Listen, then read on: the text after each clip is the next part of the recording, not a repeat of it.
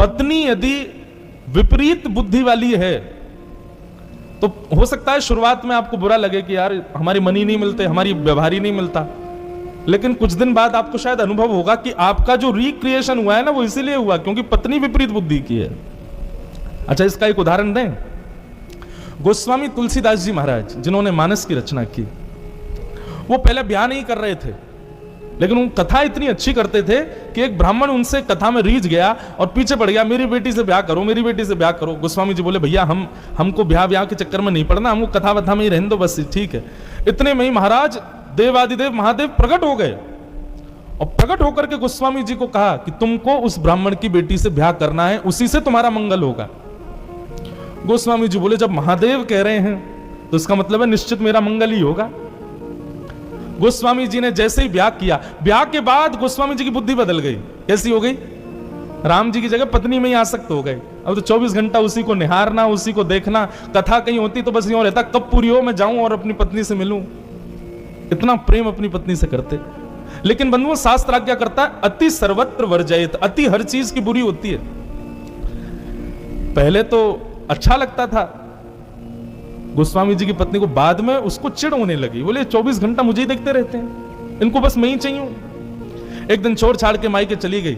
रात्रि में सोए थे गोस्वामी जी, उठ करके देखा तो देखा पत्नी है नहीं। व्याकुल हो गए, विरह कातर हो गए, रोने लगे, कहां चली गई। ढूंढते ढूंढते ढूंढते समझ गए जरूर मायके गई होगी अपने। यह भी विचार नहीं किया कि सामने यमुना नदी इतनी गहरी है, इसको पार कैसे करूंगा। कूद गए उसमें, क्योंकि पल्ली पारी ससुराल थे। शव बहता हुआ आया, यह भी विचार नहीं किया कि मरा हुआ शव है, इसका सम्मान करूं, उसी को नाव बना के बह गए।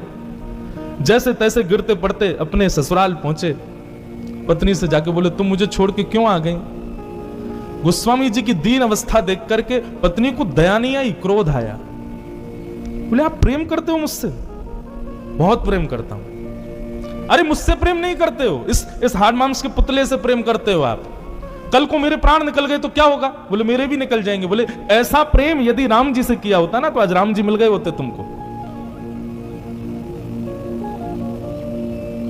जब दुत्कारा पत्नी ने, गोस्वामी जी के नेत्र एक क्षण के लिए बंद हो गए। उन्होंने अपनी संपूर्ण स्थिति को देखा।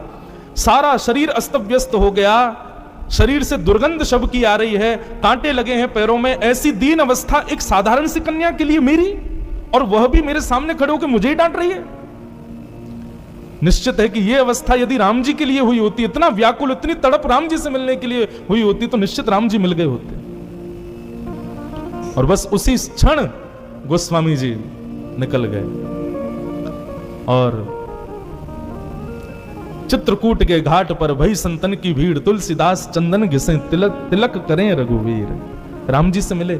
अब यहां पर प्रश्न यह उठता है कि महादेव ने प्रकट होकर क्यों कहा कि तुम ब्याह करो। हम लोग जन्म पत्री मिलवाते हैं, ब्राह्मणों से पूछते हैं कि भाई लाला हमारे बेटा के लिए, बेटी के लिए अच्छा वर वधू होना चाहिए। आप निश्चित एक बात मानिएगा, जन्म पत्री के बाद बेटी लड़का लड़की की बनेगी और उनका जीवन अच्छा चलेगा तो समझो ये सामान्य बात है। लेकिन लड़की के घर आते ही उसकी विपरीत बुद्धि से पति का यदि रिक्रिएशन हो गया, उसकी बुद्धि शायद और कहीं लग जाए, किसी और भाव में आ जाए, तो निश्चित समझना ये संबंध उसी भाव से हुआ है जिस भाव से गोस्वामी जी का हुआ। महादेव ने क्यों कहा कि तुम ब्याह करो? क्योंकि महादेव जानते थे जब तक पत्नी की डांट नहीं पड़ेगी तब तक ये राम जी से मिलने के लिए लालायित होगा ही नहीं। इसलिए महादेव प्रकट हुए। एक गांव में एक तत्ववेत्ता रहता था, तत्व चिंतक। उनकी पत्नी बड़ी खतरनाक थी, मारती थी उनको, गांव के सामने पीट देती थी कभी कभी तो। लेकिन वो तत्ववेत्ता थे, सब उनका सम्मान करते थे।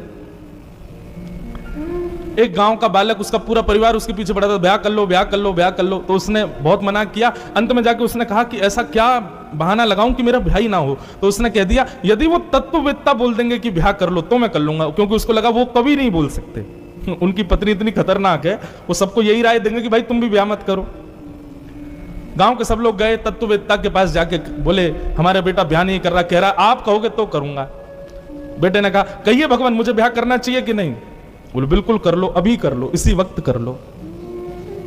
बालक बोला आप कैसे कह सकते हो, आप तो खुद दूध के जले हो, छाछ फूंक फूंक के पीनी चाहिए और दूसरों को भी बोलना चाहिए ऐसा ही कि फूंक फूंक के पियो, जल ना जाओ। लेकिन आप तो मुझे खुद जलाने के लिए ही आज्ञा दे रहे हो। आप कह रहे हो ब्याह कर लूं। अरे नहीं, आप जैसी पत्नी मेरी आ गई तो तत्ववेत्ता बोले देखो तुम्हारे मन के अनुरूप पत्नी आ गई तो बढ़िया, खुशी खुशी जीना। और यदि विपरीत बुद्धि वाली पत्नी आ गई तो एक की जगह दो तत्ववेत्ता हो जाएंगे एक ही गांव में, तुम भी तत्व चिंतक बन जाओगे। मैं तत्व चिंतक बना हूं किस लिए? क्योंकि मेरी पत्नी विपरीत है। एक बार कनाडा में कथा कर रहा था मैं, तो वहां एक माता जी आई। माता जी तो नहीं थी, थोड़ी युवाई थी, लेकिन ब्याह नया ही हुआ था उनका। बोली महाराज जी मैंने इतने सोमवार व्रत किए, मैंने शंकर जी को इतना दूध चढ़ाया, इतना ये किया, ब्राह्मणों ने जो बताया मैंने सब किया, मेरे पति बिल्कुल विपरीत मिले मुझे। मैंने कहा मां, मैंने उनको भी यही कथा सुनाई। मैंने कहा देखो, पति यदि मन के अनुकूल मिल गया होता तो पूरा मन पति में ही लग जाता। पति मन के अनुकूल नहीं है, इसलिए आप कथा में बैठी हो आज। अनुकूल मिल जाएगा तो पूरा मन उसी को दे दोगे। प्रतिकूल मिला तो जितना थोड़ा बहुत मन बचा था वो ठाकुर जी को दे रहे हो ना। इसलिए प्रतिकूल मिले तो कृपा, अनुकूल मिले तो कृपा, प्रतिकूल मिले तो ज्यादा कृपा। इसलिए प्रसन्न रहो भैया। होई सोई जो राम रचि राखा। ठाकुर जी ने सबका रचा हुआ है, जिसका जैसे जहां जैसे होना है होगा।